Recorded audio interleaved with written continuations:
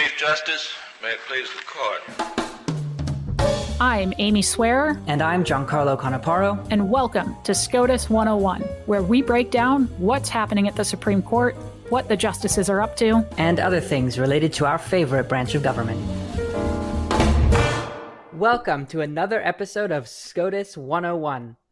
Welcome back to the show. GC, I have to start off with a confession. Do I want to hear this confession? You do. So there weren't any opinions this week. There weren't any super significant cert denials. RBG didn't beat cancer again this week. So I was a little worried coming into this that we were going to be like ESPN during coronavirus, covering whatever the SCOTUS equivalent of the World Beanbag Throwing Championship is. What is ESPN doing these days? Again, I think covering things like here's what Tom Brady made for dinner today. And so I was a bit worried that like our version of that would be like, here's an in-depth look at Justice Breyer's morning routine. Riveting stuff. So do we actually have anything to talk about? We actually do. Not a big week in terms of the court doing things, but a big week in terms of other court-related goings-on. And for our listeners, I am entirely joking. Of course, we have an episode full of things to talk about. We have some interesting cases coming down the pipeline, a new documentary on Roe versus Wade, and some challenges to COVID-19 orders on an emergency basis. And I also interview veteran legal journalist Stuart Taylor Jr., and that's definitely an interesting one. All right, so we do have a loaded docket today, so let's go ahead and get started. First up, there is a blog called Empirical SCOTUS run by Professor Adam Feldman, and he looks at all sorts of nitty-gritty data that you didn't even think existed about the court. Right now, what he's done is gone through all of the telephonic oral arguments, collected all sorts of data points, and compared them to previous regular oral argument. He's had some really interesting observations, so we've taken a few key ones for you. First off, under this new telephonic format, both the advocates and the justices spoke more words per argument than they used to under the old system. For advocates, this was a particularly striking development because the average increase per oral argument was 1,000 words more, which means they're getting to say a lot more under telephonic oral arguments than they were under normal oral arguments. You know, GC, and that's very interesting to me because I know a lot of people, myself included, felt during some of these arguments that during questions, sometimes there wasn't a lot of time left for the advocates to speak. And so it's just interesting seeing how the data actually played out differently, that overall they're actually getting more time. Yeah, quite a bit more. Had I not known this data and you had asked me that question, I would have given you that response. It seems intuitive that with the time limits, they weren't getting to talk as much, but it turned out actually the opposite was true. Now, when it comes to the justices, who's speaking more? That would be Thomas, obviously, but he's a bit of an outlier. But the biggest increases go to Kagan and Gorsuch, who talked quite a bit more under this new system than they did under the regular oral argument system. Yeah, and to be clear, that's Thomas speaking more during telephonic oral arguments than he was during normal oral arguments. That's not in relationship to other justices. Right. Who's speaking less? That will probably surprise no one, but the tighter time controls have cut back on Breyer and Sotomayor's questioning, or typical words per argument. What is surprising about that, though, is that you might expect that Breyer had the biggest drop because he's known for his long, rambling questions. Actually, it was Sotomayor who had the bigger drop. And the reason for that is it's even more surprising is that on average, she speaks more during oral arguments than Breyer does, which if you had told me that, I would have said, no, absolutely not. That can't be true. Yeah, I would be in the same boat there, that I would have put money on Breyer if I were a betting person. But it is surprising, and I think some of this comes from perhaps that Justice Breyer has simply been on the court longer. So he's sort of worked up this reputation as, the rambling philosophy professor who has these long-winded questions where he's like, let's, work through this esoteric philosophical dilemma together type of thing. And that Justice Sotomayor just may not have worked up that reputation yet. So it is just this interesting dynamic, because I was with you, GC. I would have put money for sure on Justice Breyer. And in less data heavy news, if you're looking for something to do during quarantine, there is a new documentary available on the streaming site Hulu. The documentary is called AKA Jane Roe, and it explores the life of Norma McCorvey, who is the appellant seeking access to an abortion in the Supreme Court's landmark decision, Roe v. Wade. Years after that decision effectively created a constitutional right to an abortion, McCorvey converted to Christianity, publicly disavowed her earlier stance on abortion, and worked prominently with pro-life groups seeking to have the opinion of Roe v. Wade overturned. And so this documentary sort of explores the life of the person behind Roe v. Wade. The documentary has made waves for including McCorvey's deathbed allegation that she, quote, was used as a trophy by these pro-life groups. In her words, quote, I took their money and they put me out in front of the cameras and told me what to say.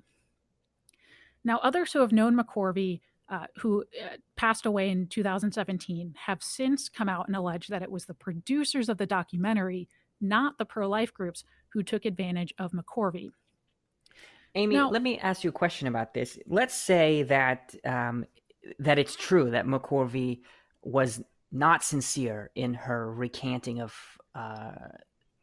her support for abortion. What does that mean for the legal debate around Roe v. Wade?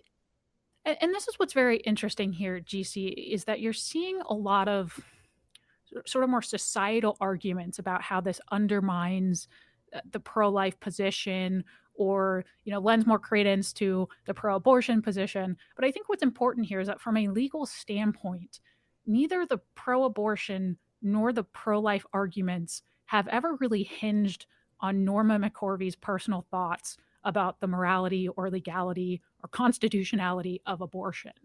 And I think what you also see in a lot of commentary on this documentary is maybe an unhealthy conflation of legal arguments with a single person's position, as if Norma McCorvey is the beginning or the end of the debate. And I think that sort of gets lost sight of in some of the commentary on this documentary and on this deathbed confession. Very interesting. In court news, there is a California church that has challenged Governor Newsom's stay-at-home order on an emergency basis. The current stay-at-home order mandates that churches remain closed. Now, the reason for the expedited filings is that Pentecost is this Sunday, and these churches want to hold services. The church argues that Governor Newsom's current order allows retail stores and offices to open, subject to some restrictions, but treats churches differently and regulates them with a more restrictive framework. Justice Kagan handles emergency petitions coming out of the Ninth Circuit, and she's ordered California to respond by Thursday night at 8 p.m. She has the authority to rule on the emergency petition herself, or, as is more common, to refer it to the full court. GC, I would like to personally point out something that I found very intriguing, if you will, in one of these filings. So on the one hand, I think there are a lot of very valid underlying constitutional issues coming out of these stay-at-home orders. You are seeing arguably churches and other houses of worship being treated differently, such as being told, for example, you can't do a drive-through communion service even though drive-through fast food is acceptable, just as one example. But it was very interesting to me that one of the arguments in these emergency filings seemed to be along the lines of, Dear Supreme Court, you should really intervene here, or else thousands of churches are going to do it anyway in defiance of the order, which to me isn't really a legal argument. And it's also not a very compelling argument, essentially to say, look, tell us that we can do this or we're going to do it anyway. And I just found that very intriguing that in a lot of legal circles, that argument has actually been the one that has been played up the most when describing sort of what the main line of argumentation is. And so it was just sort of mind-boggling to me that this was sort of the argument that got brought forward the most. I've heard more compelling arguments, to be honest. We are not yet done discussing the legal ongoings with coronavirus. On Tuesday, the Supreme Court denied the federal government's request to temporarily stay a federal court order that could potentially lead to over 800 inmates being released or transferred from a federal prison over concerns about COVID-19. The too long didn't read version of this is that the court denied the request for very technical procedural reasons. But what's the background here? So last month, inmates at a low-security federal prison in Ohio filed a lawsuit arguing that they faced a disproportionately high risk of becoming ill at this facility where 9 inmates had already died from the virus and where something like 135 other inmates had fallen ill. A federal district court ordered the Bureau of Prisons last month to evaluate elderly or at-risk prisoners for either early release or transfer to another facility. On May 19th, the federal district court found that the Bureau had been moving too slowly in complying with that order and told the Bureau that it now had until May 26 to explain why any of the hundreds of at-risk or elderly prisoners who weren't eligible for early release couldn't be transferred to another facility. And this is where it gets a bit technical. This week, the Supreme Court denied the federal government's request to stay that original April injunction. The court noted that the district court had issued a new order, that May 19th order, imposing additional measures, which the government had not yet appealed. Essentially, if the government has problems with this new May 19th order, it has to appeal or seek a stay for that particular order. Notably, Thomas, Alito, and Gorsuch would have granted the application for the stay anyway. So I expect we'll see this again pretty soon? Yeah, and I would expect that we continue to see a lot of various types of similar challenges from all sorts of ongoings with coronavirus, not just the issues happening with inmate releases and the First Amendment, but you're seeing similar types of challenges in the Second Amendment field, and frankly, just all across the board. So this is an issue, I think, that we're going to see all throughout the summer.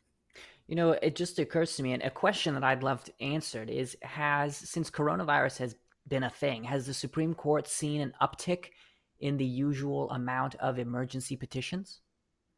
You know, I don't know. We should ask Adam Feldman at Empirical SCOTUS if he has been keeping track of that. Good plan. Well, next up, I interview veteran legal journalist Stuart Taylor Jr.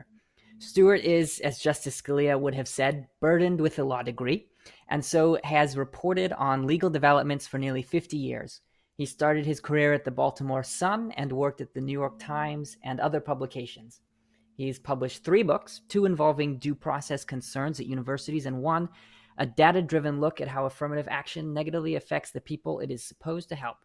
We talk about his career, the present state of the media, and he offers advice to young journalists. Stuart, thank you for joining us on the show. I'm glad to be with you. So, Stuart, you were a journalist even before law school. Did you always know that that was your calling? No, and I'm only 72, so I'm still trying to figure out what to do when I grow up. But it was always a possibility. And as I came to graduating from college, the 2 main possibilities were law school and journalism. And one reason journalism was on my list was that my dad was a journalist. So you started as a journalist, but then you did end up going to law school. Can you tell me a little bit about that transition? Sure. What I did was I applied to law school out of undergraduate school and got into Harvard Law School. But in the meantime, but I didn't. I put it off. I said, well, let's try journalism first. At least the money's flowing in my direction rather than out of me into somebody else's direction, even though there isn't much. So I was lucky to get an opportunity to start as a entry-level reporter at the Baltimore Sun, which at the time was one of the best smaller, non-huge papers in the country. They had foreign bureaus all over the place, big Washington bureau. I started at the police beat, which is kind of the standard beginner thing, going around checking out to the various police districts, finding out who got killed the night before and watching little trials and stuff like that. And over time, I moved to a rural county bureau, and then the Baltimore County Bureau, which was the big county. It was probably more than half our population, our circulation, I mean. And was there for 3 years or so, from early 71 to mid 74. And I kept thinking about going to law school, but I kept putting it off. Finally, I got to the point where I thought, surely they're not going to take me again if I put it off. So I decided it was time to try Harvard Law School, which seemed like a pretty good opportunity in terms of long-term security. I wasn't so sure about journalism in terms of long-term security. So I went to Harvard Law School. And after Harvard, you did practice at a big law firm for a few years. How was that? That's almost 3 years. The firm, it's bigger now, but it was pretty big then by those standards, about 160 lawyers. It was called Wilmer, Cutler, and Pickering. It was in Washington. It was one of the best firms, I think, in Washington, still is. And I was lucky to get a job, an entry-level job there as a junior associate. And I had 3 good years there. I liked it. It was very hard work. But I had never, and one reason I'd always flirted with journalism was I'd never really come to like being a part of an adversary system, as in you represent whoever hires you, whether they're right or wrong. I kind of sort of like the idea of being able to choose sides, which as a lawyer isn't often an option. But I was trying it out, and I probably would have stayed there, but for the fact that through mutual personal connections, I ended up getting an opportunity to interview with the New York Times Washington bureau chief. And they actually finally, after a bunch of interviews, offered me a job in the Washington bureau of the New York Times, which I had thought was very unlikely. And it seemed like, my gosh, I've got this great opportunity to sort of jump into journalism at a pretty good level. And so I said goodbye to my friends at the law firm with some mixed feelings, and went to the New York Times in 1980, 3 days after I got married. At that point in time, did you know that you would be covering legal issues? Is that what you intended? Yes, that's why they hired me, because my journalism experience at the Baltimore Sun, which was pretty good, wasn't really of the quality that would have gotten me an offer to work at the New York Times Washington. And I didn't want to work in New York. I wanted the Washington bureau or nothing. And they thought, the bureau chief at the time, Bill Kovich, thought that I could add something to their coverage of legal affairs. And there was a lot of talk at the time that legal affairs were becoming more and more important in terms of covering them in journalism. All the big newspapers already had reporters at the Supreme Court, but there was a lot going on with legal implications outside the Supreme Court. And the New York Times, that's really what they hired me to do, was to cover things going on with, where legal background was useful outside the Supreme Court. I did some time at the Justice Department. I wrote about lower court decisions. I wrote about legal issues percolating around the country. And I had a good 5 years doing that. I also wrote a lot of general assignment stories when there wasn't anything of legal nature going on. And then after I'd been there 5 years, I moved to the Supreme Court beat, which was a full-time beat then and now at the New York Times. My friend Linda Greenhouse had been covering it for a few years. She left on maternity leave. They put me at the Supreme Court. I did that for 3 years and enjoyed it a great deal, but ended up leaving after 3 years in 1988. And where did you go after that? I went to a company called American Lawyer Media, run by quite a great entrepreneurial journalist named Steve Brill. The American Lawyer magazine, which is still pretty strong, was the flagship legal Times in Washington, was where I had a cubicle. And the idea of making the switch, one, I was going to get paid more, even though it was a step down in terms of the prestige of the publication. And two, I had always been interested in writing opinion journalism. And in those days, unlike today, you weren't supposed to write opinion journalism in the news columns on the front page or anywhere else. And so, those are the rules. I played by the rules, and I wish people still did. But I was also interested in becoming an op-ed columnist or something in the nature of writing commentary where my opinion would be part of it. And it wouldn't be masquerading as neutral reporting. It would be fact-based reporting, but with some opinion mixed in. And that was what I had an opportunity to do when I went to American Lawyer Media. I was there for 8 years. I wrote opinion pieces. They were sort of like op-eds, but about twice as long as the typical New York Times op-ed, which was nice. I like to write long. And also very long articles for the American Lawyer Media, feature articles on legal issues, but with opinion mixed in.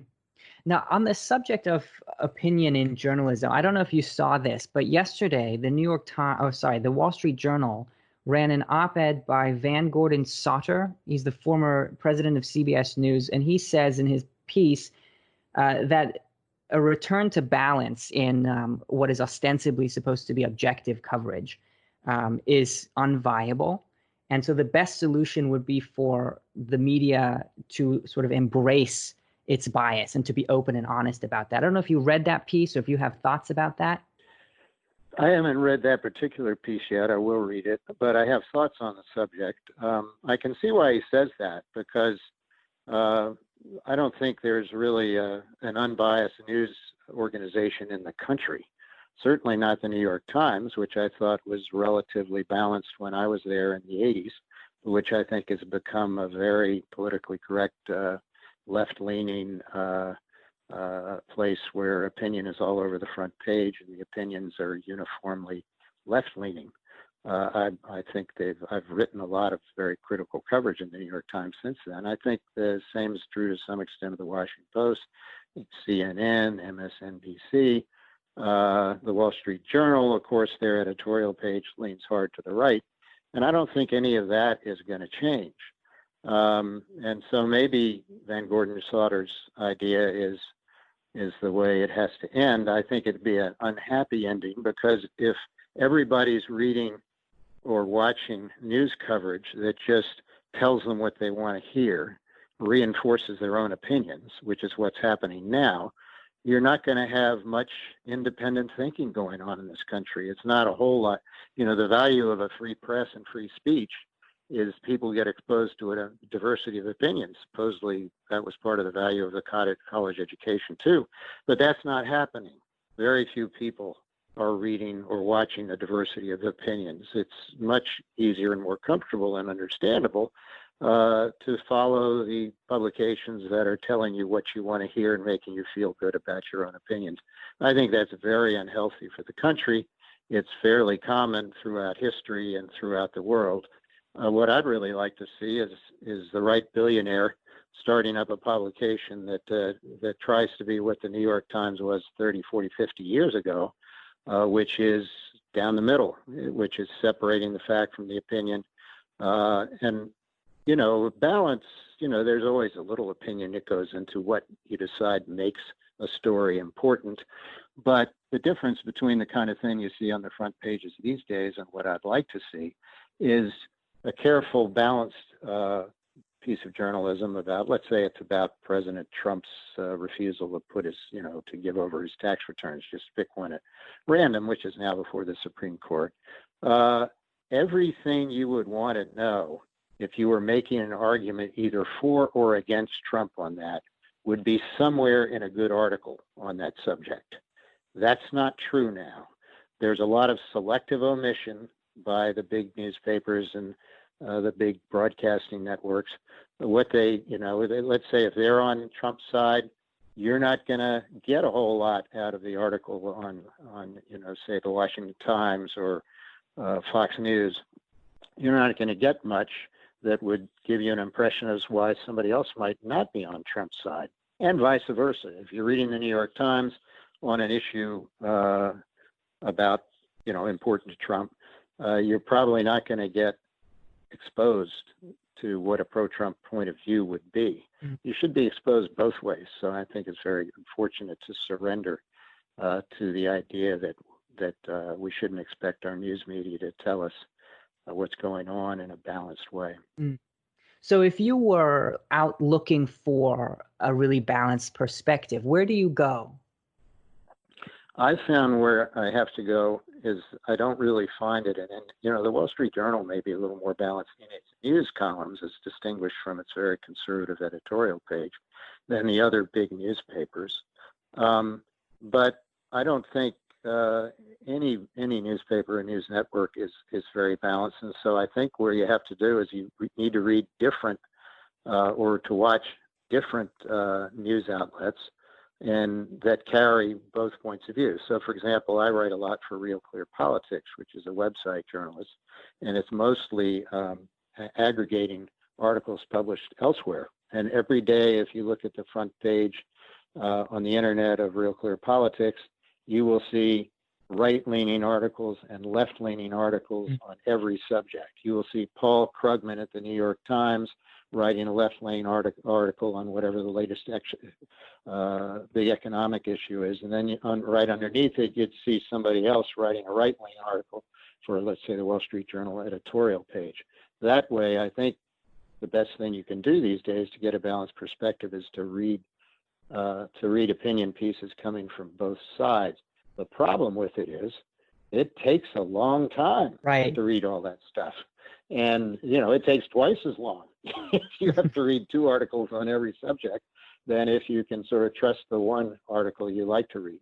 And most people don't have that kind of time to read a balanced set of articles on things. And therefore, they understandably, if they're conservatives, they're very happy to read the Wall Street Journal editorial page. If they're liberals, they're very happy to read the New York Times and its editorial page. But if they want balanced coverage, they'd have to read, say, both, along with a bunch of other publications. And not many people have time to do that. I see.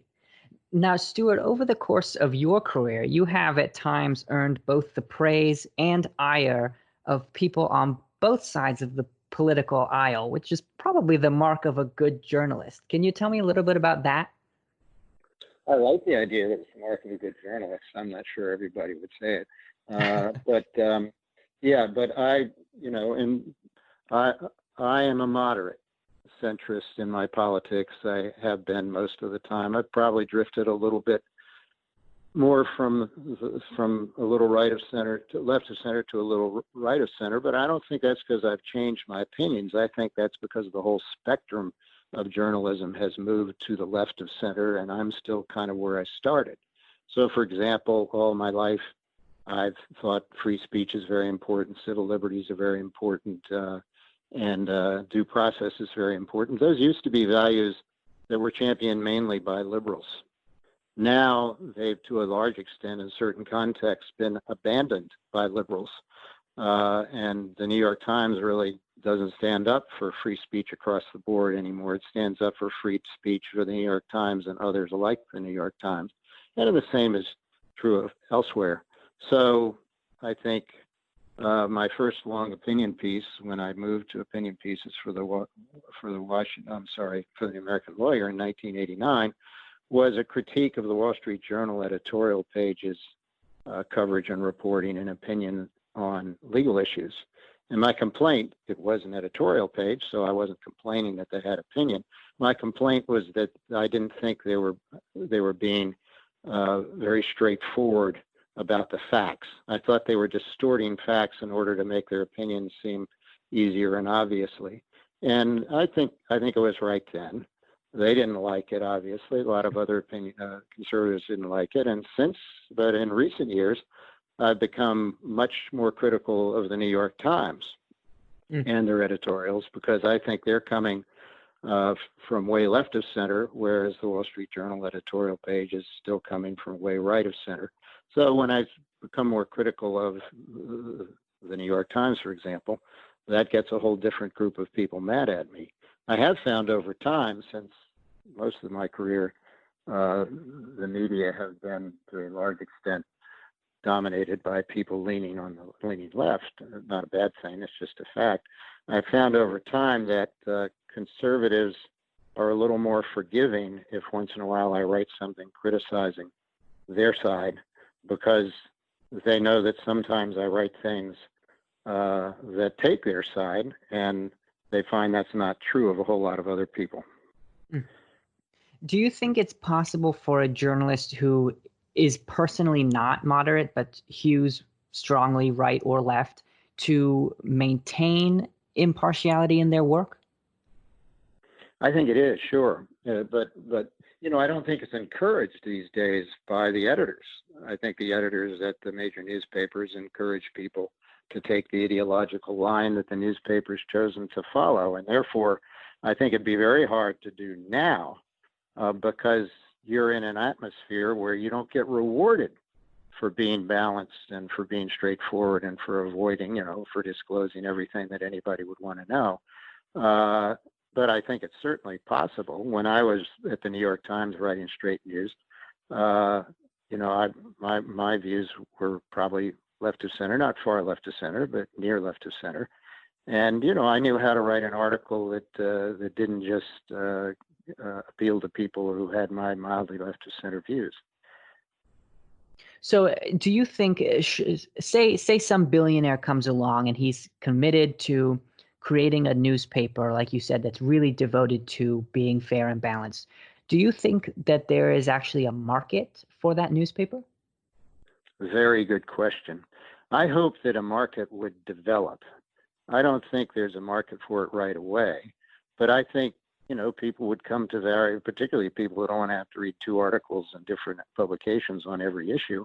I think people would come to appreciate it as having a baseline of, factual integrity that you can use as you develop your opinions on things, as opposed to being served opinions straight up. I think there should be a market for it, and I'm sort of surprised it hasn't happened. I think the New York Times was like that, let's say in the 80s, 70s, 60s, to a certain extent.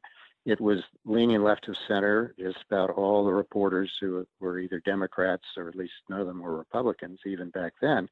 But the executive editor who hired me, Abe Rosenthal, was militantly committed to telling both sides of every story, to not being biased. And when reporters showed bias in the way they wrote their stories, he slammed them. He came down hard on them. He fired some people, and people were afraid to cross him. So it had a lot of the effect of encouraging pretty balanced journalism across the way. Apparently, it's on his gravestone. I read recently, Abe Rosenthal. He kept the paper straight. That's what he always said he wanted to be on his gravestone, and apparently that is on his gravestone. What do you think? Can you unpack for me a little bit about how that shift happened? Gradually, it drifted, and I think it's because of the polarization of the country. The papers were probably less biased, say, in the 50s, 60s, 70s, maybe, than before or after. And one reason was that the country was much less polarized ideologically and much more monochromatic, a little left of center, a little right of center, not too far left, not too far right. Socialists were were in bad odor, but also extreme right-wing conservatives were in bad odor. And because at the time, a major newspaper needed to be read by both liberals and conservatives. They needed to be bought by both liberals and conservatives and have their ads read by both liberals and conservatives to be economically viable. And so part of the business model of a newspaper like the New York Times, let's say in the 60s, 70s, 80s when I was there, was, well, we need Republican, we know the Republicans aren't going to like us as well as the Democrats do, but we need the Republicans to take us seriously and to think of us as basically honest, or it's going to hurt our business model. It's going to cost us money. As time passed, the Vietnam War, the leftward drift of the universities, the civil rights movement, various other things, shifted the ideological balance of much of the country much farther to the left than it had been before. And almost in reaction to that, another large part of the country shifted to the right. So these days, there really isn't much of a market. I hope there would develop one, as I said earlier. There really isn't very few conservatives read the New York Times because they think they're getting good information out of it. Some of them read it in order to get themselves mad. And liberals don't read the Wall Street Journal editorial page. And the New York Times' business model has shifted. This has been said publicly by a former editor I know, Tom Kuntz, who's now at Real Clear Politics. He was at the New York Times for a long time as a mid-level editor, and he reported in an article he wrote, and actually in something he said to me for a book I wrote a few years ago, on how in the business meetings it became clear that the editorials and the news articles were all pitching to a certain kind of reader, and that was a pretty left-leaning kind of reader. And so it's in the end, it's driven by economics, but it's behind that, it's driven by polarization of the country. There's not enough of a common ground among liberals and conservatives anymore, so that they're all going to want to get their news from the same places. So it seems to me that then there you have a vicious self-reinforcing cycle here between polarization and increased or decreased objectivity in news coverage. I think that's exactly right. It's exactly right. And to some extent, if a young person comes out of college and goes to the New York Times or the Wall Street Journal editorial page and rises to the top by being or news and does very well at the New York Times in part by leaning left, and at the Wall Street Journal, let's say, in part by leaning right, I don't really fault that young person very much, because that's what's encouraged by the top editors and by the economic model and by the whole atmosphere they grow into. And so a lot of young reporters don't really even know what it means to be writing balanced coverage. So, and it's particularly because in college, they certainly weren't getting balanced coverage of the world in college. In terms of, college, they were getting pretty much fed a straight politically correct diet. And so then you get to the newspaper, and it's, that's your kind of ideological, intellectual base, and you carry on with it. So what's the end game? Is this just the way it is now? I think this is just the way it is now, unless there's a reaction against it. I haven't seen it really happening, unless enough people become tired of kind of being fed a biased diet and start looking for something that gives them a better understanding of what the people who don't already agree with them think. I don't see it happening. I hope it will happen. Stuart, with the last few minutes we've got, I want to return to your career with a couple questions. In particular, one thing that becomes apparent reading your work is that you have been able to develop incredible access and even very close, trusting relationships with many of the people you've covered. How did that come about? I just hope by doing my job in a way that they respected, as honest and as straightforward. And also, I think it's part of a cliche of journalism that unless people say off the record, everything they say to you from the minute they start talking is something you can just go put straight into print. And I kind of had that conceit when I was young, but now the way I approach things, in part because I am, writing opinion often, is I tell everyone I'm interviewing about anything, nothing you say in this conversation will go beyond me unless I come back to you and you consent in advance to me publishing it. I'll tell you exactly what I'm going to quote you as saying. If you want me to change it, I'll change it. I think that gives people a certain confidence, especially when they find that you adhere to it, that they're going to be dealt with fairly. Now, I wouldn't say that, I should be clear, if I was a reporter covering the White House and I was interviewing people behind the scenes, sources or something like that, then I think, something a little bit less indulgent to the people you're interviewing. You have to be a little bit more, tougher in terms of, no, that's what you said, I'm not changing it. But in the kind of work I do, I'm usually talking to people I think of as reasonable people worth talking to. And I want them to trust me. And I try to behave in a way that gets them to trust me. For any aspiring journalists or young journalists who might listen in, what advice would you give? Oh, boy. My advice would be to, if you want to be serving the public interest well, as opposed to just, climbing a career ladder, you should be one of the people who is trusted across the ideological spectrum to play things straight when you're talking about facts. And when you're, when you're giving your opinion, in news columns, you probably shouldn't be doing that unless your editor wants you to. But you should certainly at least tell both sides of every story. Now, it's easy to say that. There's more than two sides to every story. If you tell both sides of every story, it goes on and on and on, and it gets too long. So it's an aspiration. It's not something everybody's going to achieve all the time, but it's a good aspiration.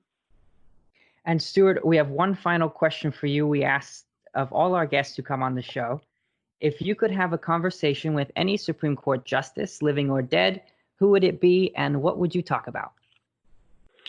Well, I've given some thought to this over the years, and even though the one I'm going to pick is somebody I've already talked to a lot, and he became my favorite justice, I'd do it again because I enjoyed him so much, and he had a good sense of humor. It was Justice Thurgood Marshall, obviously the first African-American ever to sit on the Supreme Court, and a towering figure. But he also had a very funny, self-deprecating sense of humor. He was generous in his assessment. He had strong ideological leanings, but he was generous in his assessments of his colleagues, even when he was mad at them. So just to give you an example, I used to go to his chambers and sit around and get him to talk. And we usually wouldn't talk about current issues. I wasn't getting information that I could run out and write an article about. They were all off the record conversations. But he tells me once he was watching former President Jimmy Carter's speech to the 1988 Democratic National Convention on TV. So Marshall says to me, I said to my wife, babe, he sure looks old. He was 80 when he said this to me. And my wife said, have you looked in the mirror lately, Thurgood? And then he went on, he said, every once in a while, you have to look yourself in the mirror and ask yourself, what do you think? Who do you think you are? You aren't so special. Now, I say, and this was a memorial I wrote about him, in which I reported this among a lot of other yarns he told. I think he was the greatest lawyer of the 20th century. Not so much in the sense of intellectual razzle-dazzle, but he, more than anyone else alive, helped break the system of segregation that dominated the country throughout his early life and much of his life. And he went around the country working for the NAACP Legal Defense and Educational Fund. He went into small towns. He defended people facing the death penalty. He got run out of town. He got threatened. He had people say, you ought to take a gun, Thurgood, when you go into that place. He didn't do it. And he had physical courage. He had moral courage. And he knew how to get things done. He argued Brown versus Board of Education in the Supreme Court. And as a justice, I think he was actually past his prime when he got to the Supreme Court. I think he was a good, worthy justice, but he wasn't an eloquent writer. And he often voted with people he agreed with and follow their lead on the court. So I wouldn't call him the greatest justice of any century, but I still think he was the greatest lawyer of the 20th century and maybe of American history. Fascinating. Well, Stuart, thanks so much for joining us. Very happy to be with you. Thanks for having me. It's always fascinating to get an insider's take, especially on something as poorly understood and yet ubiquitous as how the media operates. And Stuart really has seen it all over the years. Well, next up, it's time for trivia. With ESPN out of material, we decided that SCOTUS 101 should pull double duty, giving you the best of Supreme Court news and all the sports ball trivia you crave. Yes, I am here for this. I'm here for pulling double duty. I am going to play Stump Amy with Supreme Court sports trivia. All right. Hopefully I don't embarrass myself. Let's go. Question number 1. The top floor of the Supreme Court has a room reserved for sports ball. Sports ball. Do you know what is on the top floor of the Supreme Court? I do. I know this one. Also referred to as the highest court in the land. There is a basketball court that the justices and their clerks can play on. Very well done. That's point 1 for you. It only gets harder from here. Excellent. Excellent. Which Supreme Court justice suffered an injury while playing basketball with law clerks on the highest court in the land? Oh, geez. Do I get a time frame here? Yes, 1993, and the law clerk in question was himself a former NBA player and Olympic athlete.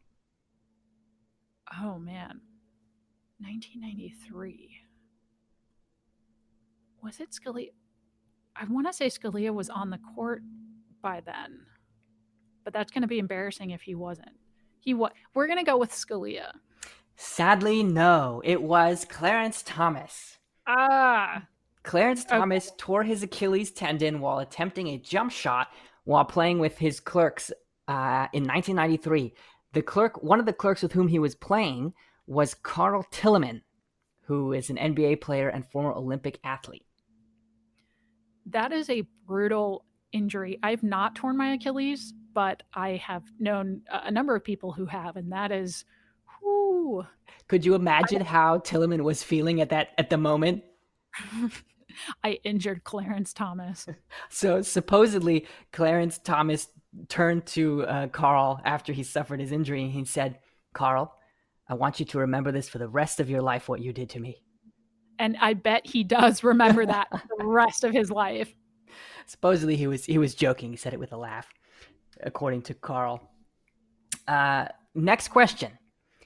Which Supreme Court justice is the only one to be in the College Football Hall of Fame? I know this one. That would be Byron Whizzer White. Well done. Whizzer was his NBA nickname. Do you know what university he played for? It's in the back of my mind, and you're gonna say it, and I'm not gonna forgive myself for forgetting it. Can you give me a general region of the United States? Sure. The Midwest. Was it Northwestern? No, it was University of Colorado Boulder. Okay. That's right. I got a half point. I got half of that question. Well done. Justice White also played in the NFL. Do you know which 2 teams he played for? Again, this is killing me. This is one of those things that I've known and have since forgotten. Shall I tell you the answer? I believe one of them was the Detroit Lions. Well done. You are correct. The other was the Pittsburgh Pirates. The Pittsburgh... Oh, that's right. They were the Pirates before the Steelers. That's exactly right. Okay. Hey, that was not fair. That was a defunct team. Well, it was a long time ago. Well, that's it for SCOTUS Trivia. As you can see, we've got you covered on sports news, so you can cancel your subscriptions to ESPN and meet us here every week for more SCOTUS news. Well, folks, that's our show. Thank you so much for listening to SCOTUS 101. Be sure to subscribe on Spotify, iTunes, or wherever else you listen to your podcasts. And I guess for today, your sports. And please, if you love us, be sure to leave us a 5-star rating. You can follow us on Twitter and Instagram at SCOTUS101 and email us at SCOTUS101@heritage.org with your questions, comments, or ideas for future shows.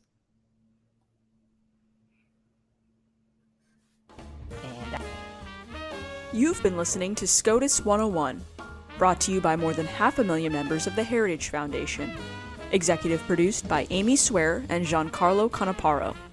Sound design by Lauren Evans, Valia Rampersad, Mark Guiney, and John Pop. For more information, visit heritage.org.